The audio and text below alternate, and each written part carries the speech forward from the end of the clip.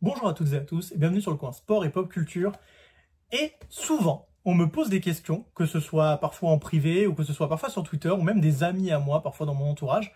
On me dit « Ah Anthony, toi t'aimes beaucoup Star Wars », comme vous pouvez le voir, j'ai beaucoup de comics, j'ai des figurines, j'ai tous les films, enfin j'aime beaucoup Star Wars, mais bon, comme beaucoup de monde j'imagine. Mais souvent les gens me disent, il y a beaucoup de BD, beaucoup de comics, on comprend pas par quoi commencer, puis en plus quand on va dans une Fnac, il y a plein de tomes 1, ça a aucun sens, etc. Et c'est plutôt vrai, d'ailleurs je trouve que c'est une critique qu'on devrait faire à Panini, c'est que je trouve qu'il manque beaucoup de sens dans dans quel ordre lire vraiment les comics Batman, Star Wars. Et du coup j'ai décidé de répondre à cette question, quel est selon moi le meilleur comics à lire pour démarrer des comics Star Wars? Et pour moi, les comics à lire pour démarrer le comic Star Wars, et ça fait des répétitions, et c'est chiant les répétitions, c'est Dark Vador, le Seigneur Noir des Sith. Pourquoi? Tout simplement parce que ça reprend directement après l'épisode 3, ça reprend exactement quand Dark Vador devient Dark Vador, juste après l'épisode 3 et qu'il est fait son un peu rigolo. Mais voilà, grosso modo, c'est ça que je vous conseille. Pourquoi, vous allez me dire? Et on va voir ça tout de suite sur le coin planche pour que vous puissiez voir un petit peu ce qu'il y a dans ces bébêtes parce que c'est très beau à l'intérieur. C'est parti, Star Wars, le Seigneur Noir des Sith. Générique.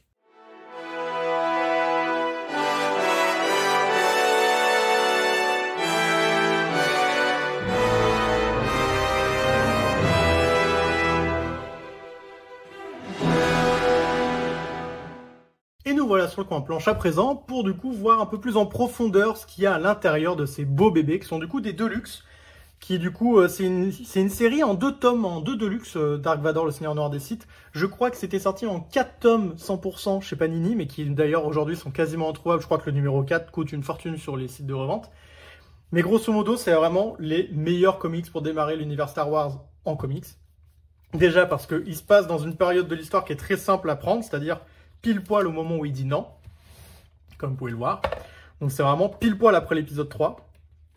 Vous voyez, vous avez un petit carcan qui vous rappelle tout ça. Et vraiment, ça vous raconte pile poil ce qui se passe après, ce que l'empereur lui dit, les missions qu'on lui donne, etc. Et comme vous pouvez le voir déjà en quelques pages, les dessins de Giuseppe Camuncoli sont génialissimes. Il a tellement bien compris comment mettre en page, comment mettre en image, en dessin, l'univers Star Wars, que vraiment je trouve que c'est un des meilleurs comics en termes de beauté graphique que j'ai pu voir. Vraiment, je trouve que Dark Vador, il a une prestance vraiment incroyable. Il pète la classe à chaque apparition quasiment. Donc si vous êtes plutôt fan du perso, ça tombe bien. Les clones, ils sont très très bien dessinés.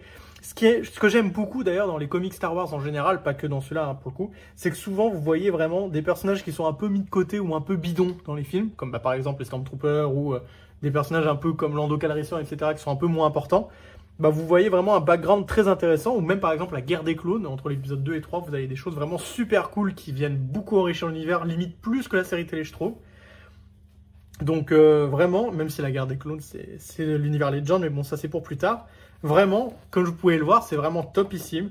Ça vous montre du coup tout ce que Dark Vador a dû subir après sa transformation, comment est-ce qu'il a fait pour avoir son sabre noir, comment est-ce qu'il a fait pour... parce que comme vous pouvez le voir, là, il n'a pas encore le sabre noir. Comment est-ce qu'il a fait pour construire sa forteresse? Comment est-ce qu'il a fait... Enfin, vraiment, ça vous raconte un énorme pan qui vous dévoile plein de choses sur le personnage qui sont très, très, très, très intéressants. Avec plein de personnages secondaires, un empereur encore plus vicelard que jamais.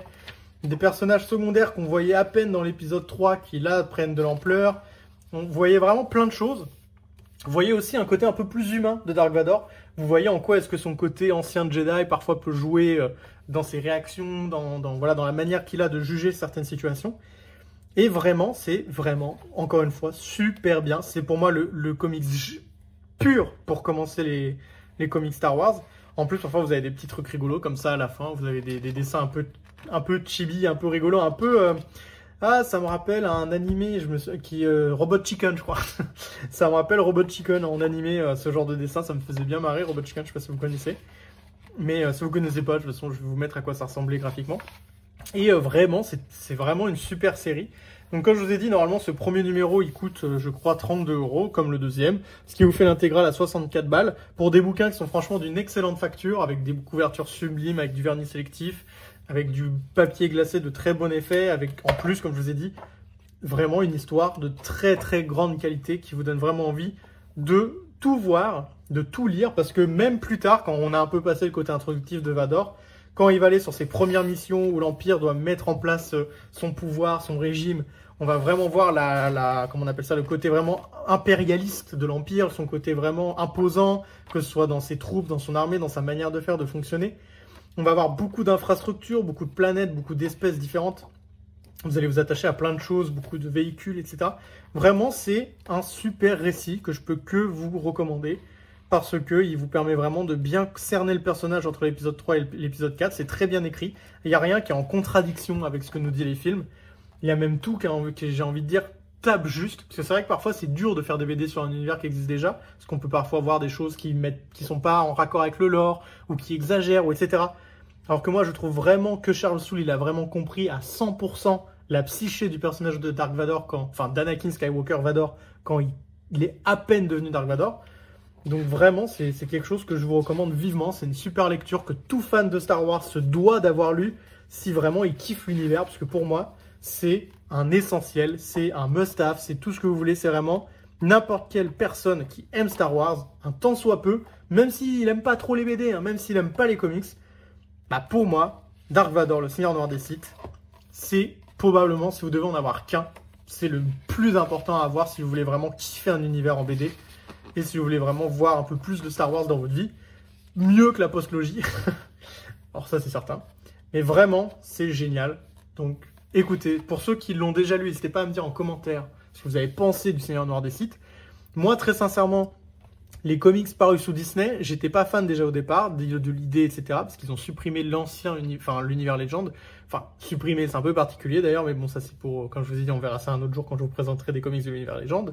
Mais du coup, quand ils ont après eux-mêmes édité des comics à eux, j'avais un peu peur que ce soit un peu nul, que ce soit un peu enfantin, que ce soit mal raconté, que ce soit un peu facepalm, que ça mette en avant trop la postlogie, etc.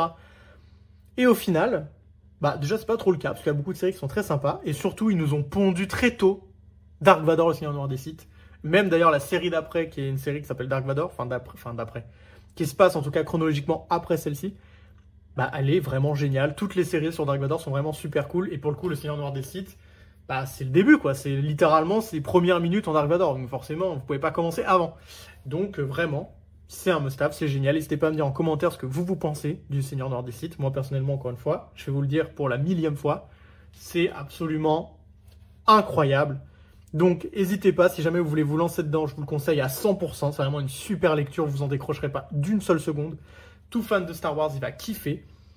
Et merci de m'avoir écouté, merci d'avoir regardé cette vidéo. Je vous souhaite à tous de passer une bonne journée, une bonne après-midi, une bonne soirée. Tout cela dépend évidemment du moment auquel vous regardez cette vidéo, comme je le dis tout le temps. Lisez des BD, lisez des mangas, lisez des comics. Et si vous le pouvez, et vraiment, pouvez-le, lisez Star Wars, Dark Vador, le Seigneur Noir des Sith. Tchuss tout le monde.